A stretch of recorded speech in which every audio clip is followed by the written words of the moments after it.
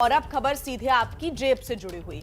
महंगाई से फिर से आफत में आ गई है जान। खुदरा महंगाई दर के आंकड़े बता रहे हैं कि महंगाई आम जनता की जेब काट रही है और बड़ी बात यह है कि महंगाई शहरों की बजाय गांव में ज्यादा चोट कर रही है और सवाल है कि कब काबू में आएगी महंगाई। तेल ने निकाल दिया है तेल, चीनी की मिठास हो गई है महंगी, मसालों ने निकाल दिया पसीना, महंगाई ने आम जनता का दम निकाल दिया है। आंकड़े यही कहानी कह रहे हैं। खुदरा महंगाई दर 6.01% पर पहुंची। ये 7 महीने का रिकॉर्ड स्तर है। रिजर्व बैंक के अनुमान से भी ज्यादा है महंगाई। आरबीआई ने अपनी समीक्षा में चालू वित्त वर्ष में चौथी तिमाही में महंगाई दर 5.7 रखी थी, जबकि लक्ष्य 4% के अंदर रखने का है।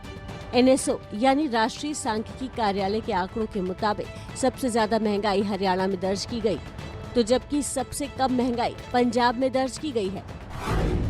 आंकड़े बता रहे हैं कि महंगाई शहरों के मुकाबले गांवों में ज्यादा है। जनवरी महीने में गांव में खुदरा महंगाई दर 6.12% रही, तो शहरों में 5.91% दर्ज की गई। ग्रामीण इलाकों में अनाज के दाम बढ़ गए हैं, जबकि शहरी इलाकों में सब्जियों के दाम चुभ रहे हैं। तो अब गांव वालों को महंगाई डायन खाई जा रही है। अब हम वो 9 राज्य आपको दिखा रहे हैं जहां ग्रामीण इलाकों में महंगाई दर भारत की महंगाई दर से भी ज्यादा है। कौन कौन से हैं वो आपको बताते हैं। हरियाणा में 8.23%, पश्चिम बंगाल में 7.62%, उत्तर प्रदेश में 7.23%। बात मध्य प्रदेश की करें तो मध्य प्रदेश में 7.06%, जम्मू कश्मीर में 6.97%, हिमाचल प्रदेश में 6.89%। तेलंगाना की अगर बात करते हैं तो वहां 6.69%, महाराष्ट्र में 6.68% और गुजरात में 6.57% महंगाई दर है। भारत में 6.12% है महंगाई दर। और देखिए, महंगाई दर की अब पिछले महीने से अगर तुलना करें तो आंकड़े आपको दिखाते हैं ग्राफिक्स के जरिए कि आखिर पिछले महीने और इस महीने में क्या अंतर आया है।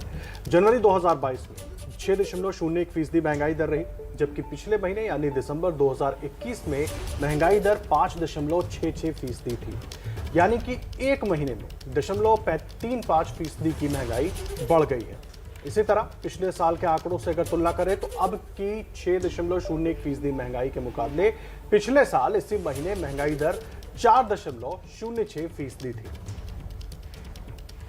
तो ये तुलनात्मक आंकड़े आपने देखे। अब बता देते हैं आपको कि कहां-कहां बढ़ी है महंगाई, कौन कौन से सेक्टर्स हैं, कहां कहां पर आपको महंगाई का सामना करना पड़ सकता है। तो अनाज की अगर हम बात करें तो ग्रामीण इलाकों में 3.71%, शहरी इलाकों में 2.91%, यानी कि गांव पर इसका असर ज्यादा पड़ रहा है। लगातार हम ये कह रहे हैं। मांस और मछली की बात करें तो ग्रामीण इलाकों में 5.80% और शहरी इलाकों में 4.99%। दूध और उससे जुड़े उत्पाद अगर हम बात करें तो ग्रामीण इलाकों में 4.15%, वहीं शहरी इलाकों में 2.50%। तेल और वसा ग्रामीण इलाकों में 20.60%, शहरी इलाके की बात करें तो 15.15%। फल की बात करें तो ग्रामीण इलाकों में 2.37%, शहरी इलाकों में 2.16%। दाल और दलहन ग्रामीण की अगर हम बात करें तो 3.40% और शहरी इलाकों में 2.25%। चीनी की बात करें तो यहां पर भी ग्रामीणों पर ज्यादा असर महंगाई का पड़ता हुआ नजर आ रहा है। ग्रामीण इलाकों में 5.67% और शहरी इलाकों में 4.94%। मसालों की बात करें तो ग्रामीण इलाकों में 4.97% और शहरी इलाकों में 4.17%। अगर हम इनकी तुलना अगर हम कर रहे हैं शहरी और ग्रामीण इलाकों की, तो यहां पर देखा जा सकता है कि इस महंगाई का असर गांव के इलाकों में ज्यादा देखने को मिल रहा है। देखिए, महंगाई का असर हर तरफ पड़ता है। शेयर बाजार पर भी इसका असर देखने को मिल सकता है। शेयर बाजार पहले ही यूक्रेन संकट से उपजे हालात और फिर बैंक घोटाले की वजह से डावाडोल है। ये रिपोर्ट देखिए। एक तरफ है महंगाई की मार, दूसरी तरफ बैंक घोटाले का प्रहार, यूक्रेन संकट से हाल बेहाल। ये 3 तस्वीरें आपको शेयर बाजार पर पड़ रहे ट्रिपल झटके की कहानी बता रही हैं। खुदरा महंगाई दर 6% पर हुई। दूसरी तरफ 22,000 करोड़ के बैंक घोटाले की हलचल है और यूक्रेन संकट पर नजदीक आ रही अमेरिकी भविष्यवाणी की तारीफ। अमेरिका के मुताबिक बुधवार को रूस यूक्रेन पर हमला करने वाला है। कल सेंसेक्स में 1,747 अंकों की गिरावट हुई और ये 56,405 पर बंद हुआ। कल निफ्टी 532 अंक गिरकर 16,542 पर बंद हुआ। एक दिन में 7 लाख करोड़ की चपत निवेशकों को लग गई। इससे पहले शुक्रवार को भी गिरावट से 4 लाख करोड़ का नुकसान हुआ था। बड़े बड़े बैंकों के चेयरमैन निश्चित रूप से इन बड़े कंसोर्शियम अकाउंट में उनका डिसीजन मेकिंग होता है। उनमें से कौन है, इनके नाम सामने आनी चाहिए। मैं कहता हूं आईसीसीआई और स्टेट बैंक और आईडीबीआई के बड़े लोगों के नाम इसमें आने ही चाहिए। विदाउट दैट ये 23,000 करोड़ का मामला पूरा नहीं होता। इसीलिए एक वजह है 22,000 करोड़ का बैंक घोटाला। इस पर विपक्ष सीधा बीजेपी सरकार पर वार कर रहा है। क्या रिजर्व बैंक ऑफ इंडिया को किसी ने हाथ बांध रखे हैं? क्या अभी तक वो पुराने नोटों की गिनती में व्यस्त है? इंटरनल रिश्ता था आपका एबीजी शिपयार्ड से? क्या आपका कोई उनसे सांठगांठ थी कि आपने उन पे कोई कार्रवाई नहीं की? हालांकि केंद्रीय वित्त मंत्री निर्मला सीतारमण दावा कर रही हैं कि बैंकों का आत्मविश्वास काफी बढ़ा हुआ है। Actually, I should say to the credit of the banks, they've taken lesser than what is normally an average time to detect these kind of frauds. This was a loan given prior to 2013, well prior to 2013, that it had become even an NPA by 2013. लेकिन share बाजार के लिए खतरे की घंटी इतनी ही नहीं है। भारत में महंगाई के आंकड़े भी शेयर बाजार पर असर कर सकते हैं। बुधवार को रूस के हमले की अमेरिकी चेतावनी है। कच्चे तेल के दाम ने 7 साल का रिकॉर्ड तोड़ दिया है। यूक्रेन संकट से महंगाई नए रिकॉर्ड बना सकती है। तो ऐसे में शेयर बाजार में क्या हलचल रहेगी, इस पर हमारी नजर बनी रहेगी। सबसे पहले बात कर रहे थे हिजाब विवाद की। हिजाब विवाद पर आज फिर कर्नाटक हाईकोर्ट में सुनवाई होगी, लेकिन इससे पहले ही ये मुद्दा सियासी रंग ले चुका है। यूपी चुनाव में हिजाब के मुद्दे ने रंग दिखाया है। सवाल है, क्या ये मुद्दा यूपी के समीकरण बदल देगा?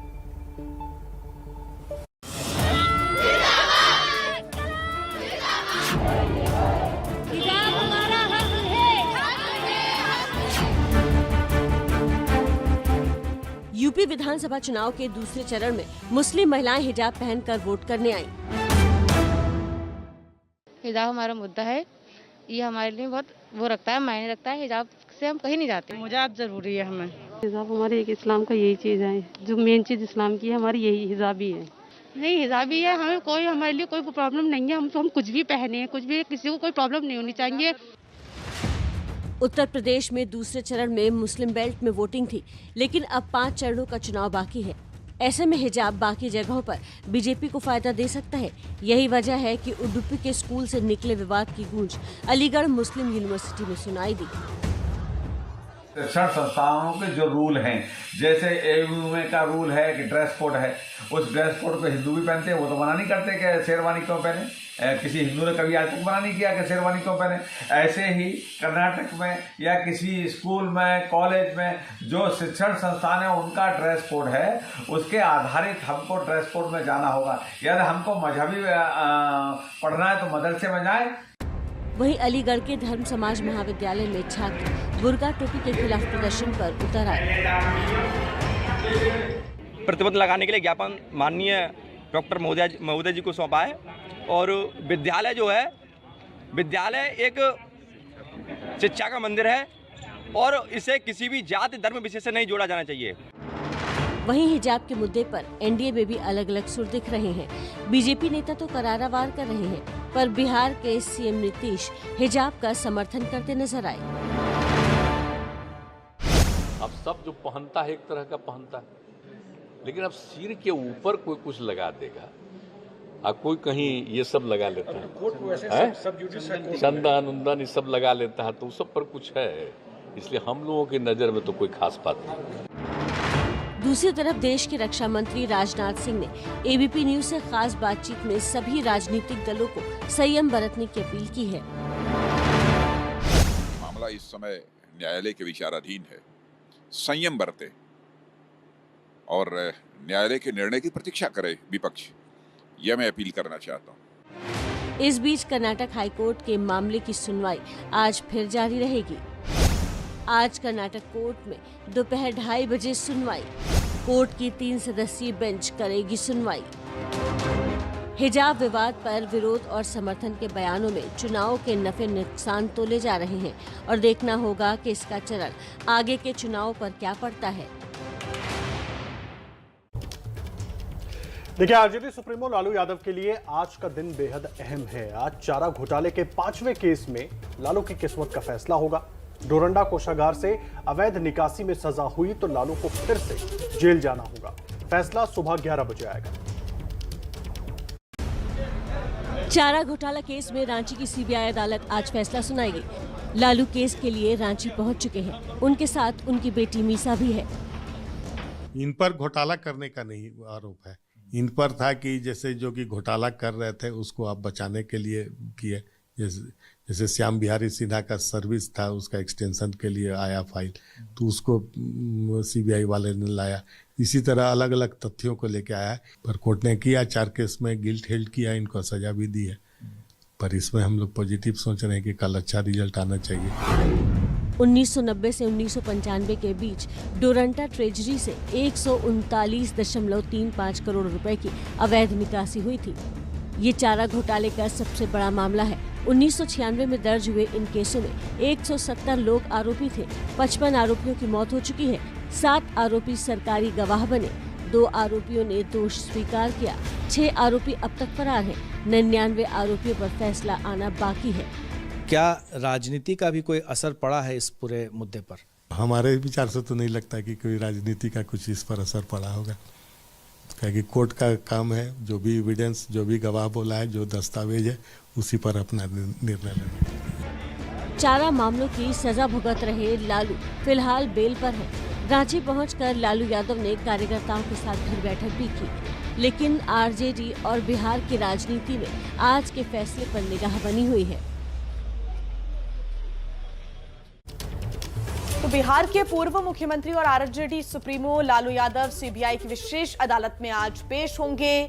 4 मामलों में सजा भुगत रहे लालू फिलहाल बेल पर हैं। इस मुकदमे में बाहर रहेंगे या फिर से उन्हें जेल होगी, इसका फैसला आज हो जाएगा।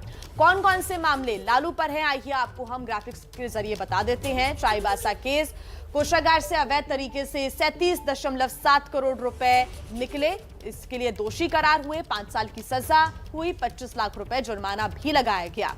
चाईबासा केस में कोषागार से 33.67 करोड़ रुपए की अवैध निकासी का भी आरोप, ऐसे में दोषी करार दिए गए और 5 साल की सजा हुई। 10 लाख का जुर्माना लगाया गया। देवघर केस की बात करें तो कोषागार से 84.53 लाख की अवैध निकासी, दोषी करार, 3.5 साल की यानी कि 3.5 साल की लगभग सजा, 5 लाख रुपए जुर्माना भी लगाया गया। दुमका केस की बात करें तो कोषागार से 3.13 करोड़ रुपए की अवैध निकासी, दोषी करार दिए गए। 2 धाराओं में 7-7 साल की सजा भी सुनाई गई, वहीं 60 लाख का जुर्माना भी लगाया गया। और अब बात कर लेते हैं डोरंडा केस की। 139 करोड़ की अवैध निकासी, फैसला बाकी है। आज सुबह 11 बजे फैसला सामने भी आ जाएगा और अगर दोषी करार दिए जाते हैं तो क्या फिर से लालू को सजा हो जाएगी, जेल हो जाएगी, ये आज फैसले के बाद सामने आ जाएगा। उत्तर प्रदेश में तीसरे चरण की लड़ाई में पूरी चुनावी तस्वीर ही बदलने वाली है, क्योंकि तीसरे चरण में जिन इलाकों में मतदान होना है वहां के मुद्दे और समीकरण पहले के दोनों चरणों से बिल्कुल अलग है। इसलिए आज एक बार फिर सियासी दिग्गज तूफानी प्रचार में जुट रहे हैं। अमित शाह लखनऊ में है। चुनावी दौरे के लिए आज वो औरैया, मैनपुरी और कानपुर पहुंचेंगे। जहां शाह औरैया और मैनपुरी में जनसभा करेंगे तो कानपुर में रोड शो के जरिए बीजेपी के लिए माहौल बनाएंगे। दूसरी तरफ सीएम योगी आदित्यनाथ फिरोजाबाद, इटावा, कन्नौज और लखनऊ में रैलियां करेंगे। समाजवादी पार्टी के अध्यक्ष अखिलेश यादव भी आज अपने कार्यकर्ताओं में जान फूकेंगे।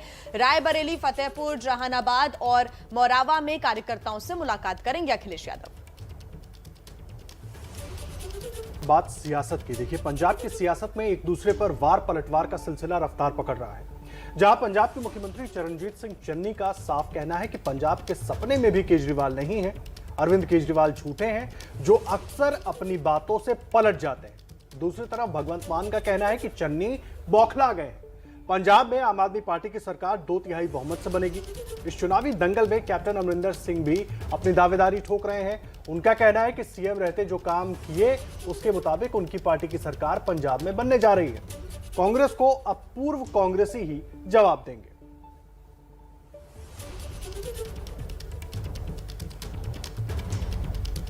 तो बात लगातार हम पंजाब चुनावों की कर रहे हैं, जहां कल प्रधानमंत्री मोदी की रैली हुई तो सीएम चरणजीत सिंह चन्नी अपना हेलीकॉप्टर उड़ा नहीं पाए।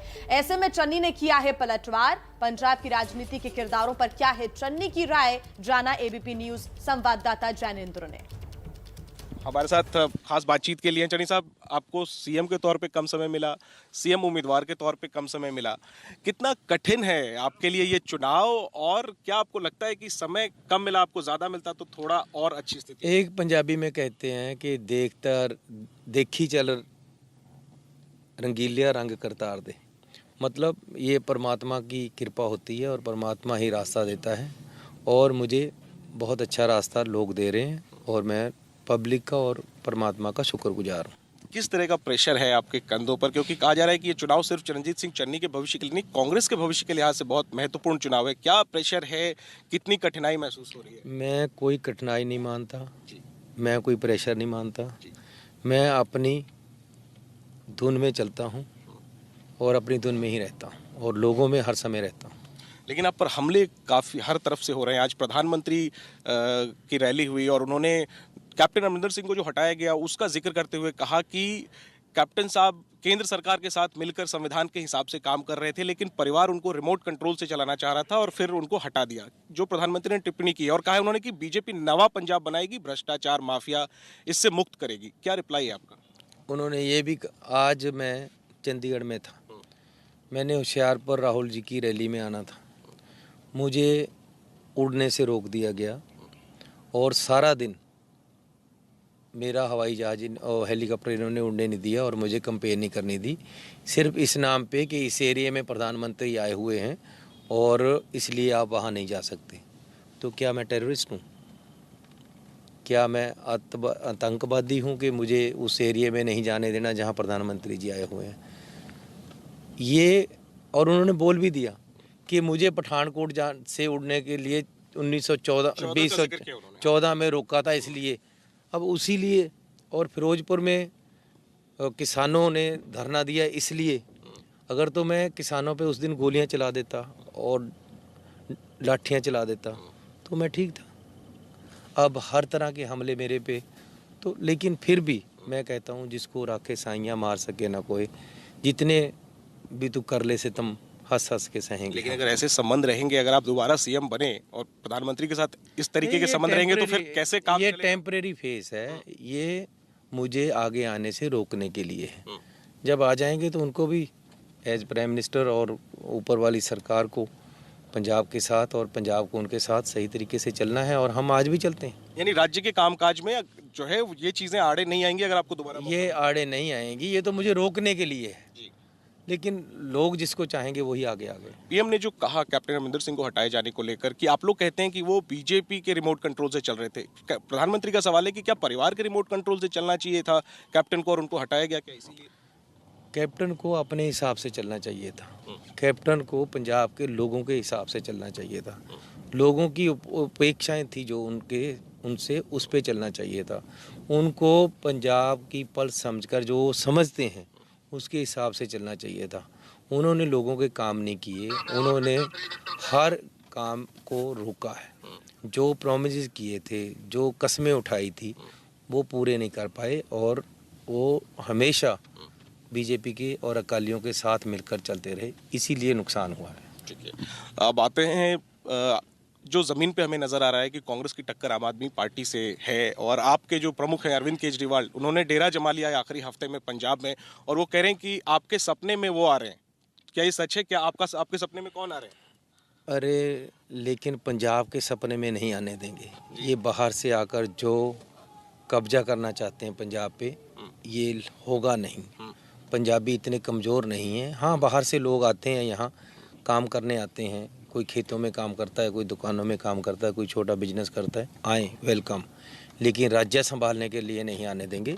पंजाब पंजाबियों का है और पंजाबी ही यहाँ राज करेगा।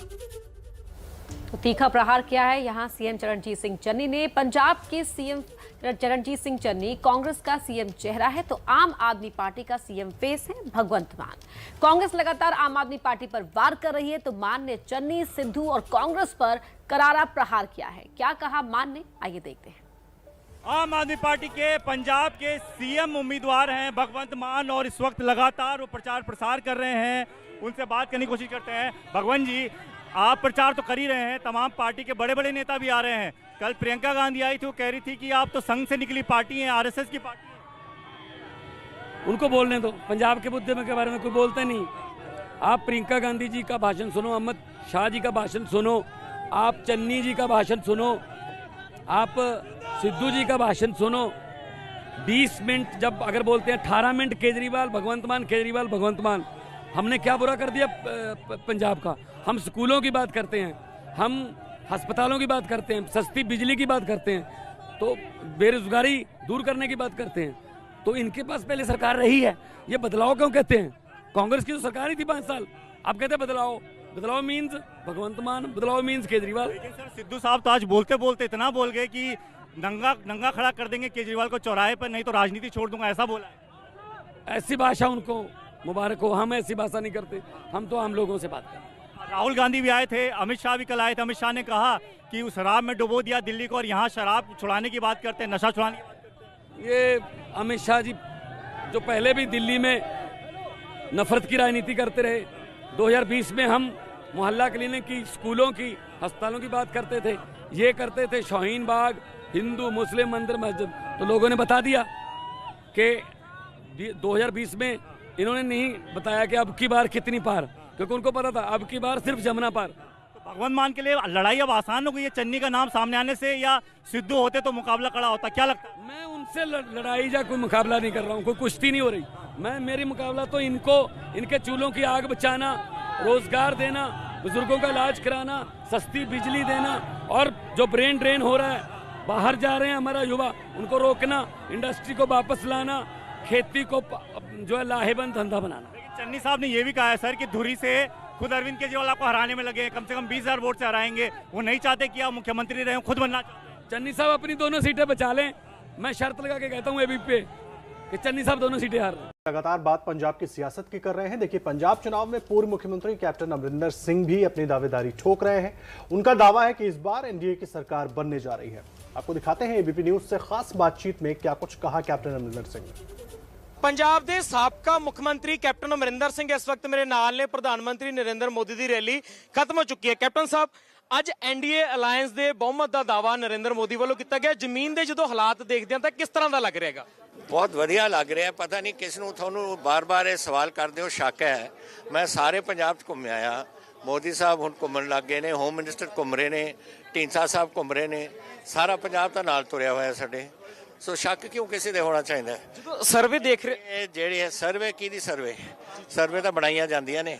ਅਸਲ ਤੌਰ ਤੇ ਅਗਰ ਅਸਲੀਅਤ ਤੁਸੀਂ ਦੇਖੋ ਇਲਾਕੇ 'ਚ, ਹੁਣ ਮੈਨੂੰ ਵੀ 50 ਸਾਲ ਹੋ ਗਏ ਪੋਲੀਟਿਕਸ 'ਚ, ਕੁਛ ਆਪਣੀ ਵੀ ਸੋਚ ਹੈ ਨਾ, ਔਰ ਉਹਦੇ ਵਿੱਚ ਉਹ ਸੋਚ ਦੇ ਮੁਤਾਬਿਕ ਪੰਜਾਬ ਦੇ ਵਿੱਚ ਗਵਰਨਮੈਂਟ ਚੇਂਜ ਹੋਏਗੀ, ਸਾਡੀ ਗਵਰਨਮੈਂਟ ਬਣੇਗੀ, एनडीए ਦੀ गवर्नमेंट बनेगी।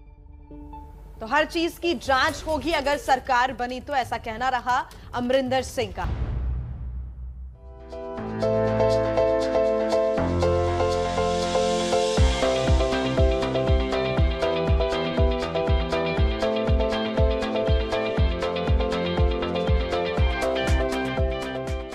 बिना हार जीत का फैसला आए विपक्ष को वॉकओवर देने की परंपरा राजनीति में पुरानी है। अब देखिए, उत्तर प्रदेश की पिच पर दूसरे चरण की वोटिंग के बाद अखिलेश यादव ने शतक पूरा होने का दावा कर दिया है। अखिलेश जी, कम से कम 10 मार्च का तो इंतज़ार कर लेते, क्योंकि पिच पर आप ही अंपायर हैं और आप ही बैट्समैन हैं। कम से कम फैसले का इंतज़ार तो कर लेते।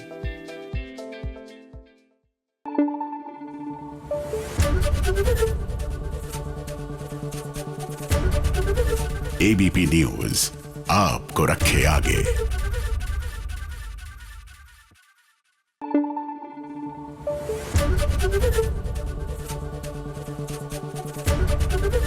एबीपी न्यूज आपको रखे आगे।